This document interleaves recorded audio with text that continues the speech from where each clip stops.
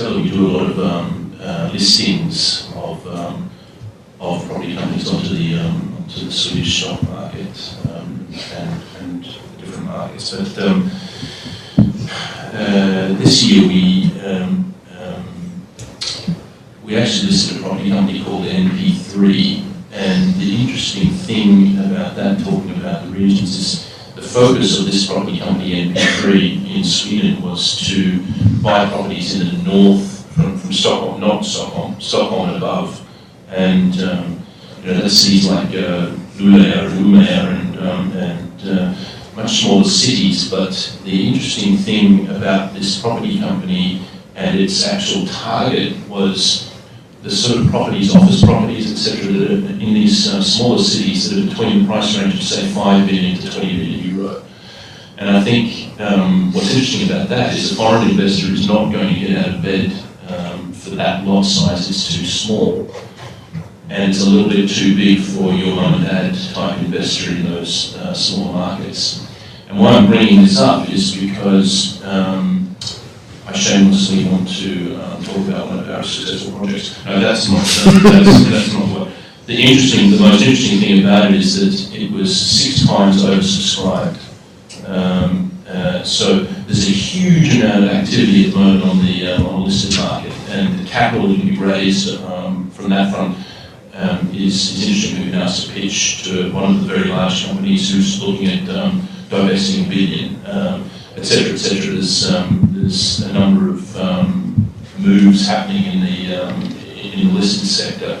But for us, the experience of seeing that terrific demand for that very specialised product, which is in the area that you're talking about, smaller cities outside of, definitely outside of Stockholm, that has been attractive not just to smaller investors, but also marked the first investment by a pension fund in Sweden, AP4, actually investing into a listed entity.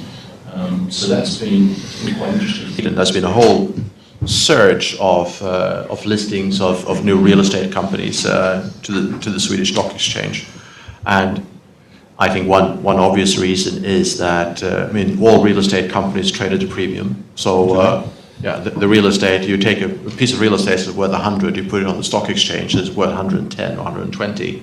That's fairly easy maths, I think. And so the one very important reason. The other is that we've seen sort of the funding market or the capital market for larger, either listed real estate companies or larger real estate companies grow on the back of issuing new debt instruments. So we've seen the growth of unsecured junior bonds, preferential shares. I think there's an example of a listed company that has grown its balance sheet by about €1.5 billion without issuing any new ordinary stock whatsoever. There's 100% debt financing one way or the other of very large sort of acquisitions. They'll issue, or the corporate sector will issue junior unsecured at 5%.